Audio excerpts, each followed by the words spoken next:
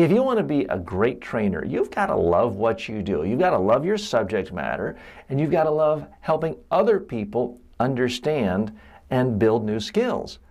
I love what I do. I train people on how to train. I specifically train people on how to give speeches, presentations more effectively. I find it fascinating and a lot of fun. Now, if you don't completely love the subject matter you're teaching, you've got to somehow figure out some aspect of it that is interesting to you and that will be interesting to the people you're training.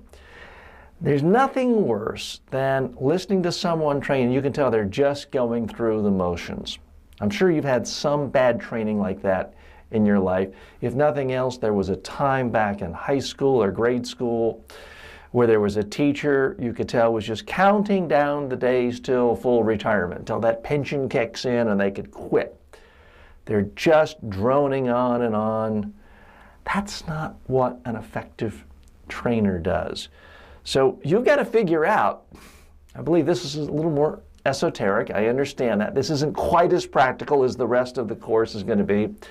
But at some point, you've got to figure out what's motivating you to find this particular subject matter and what it is you're teaching and training to be exciting.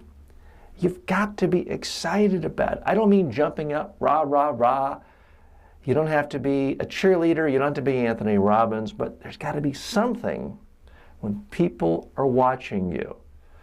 When people in your classroom are really looking at you, they get a sense that you really care about this subject. Without that, it's going to be very hard to engage your trainees in anything else you say or do.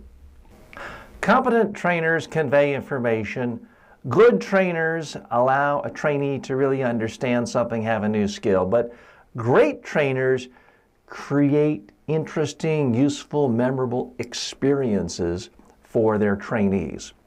I need you to think about this. Now, some subjects are easier than other subjects. My core subject of training is public speaking and speaking to the media. So that lends itself to people standing up, speaking, being recorded, playing it back, and it becomes an extraordinarily meaningful, memorable experience. But you can make any subject boring or interesting.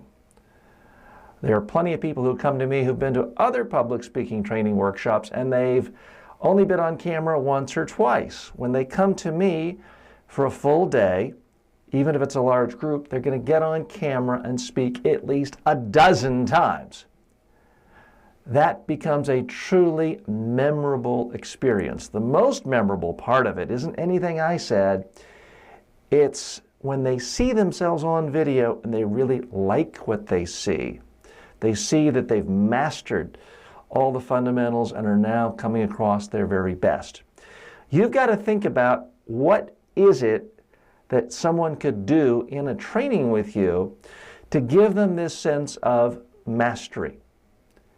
And give that real thought. How can you use videos, audios, books, text, role-playing, exercises, team building, doing things on video? You've got to think of every possible tool to create an actual experience for the people you're training if you want to have the biggest impact on them, if you want them to remember it.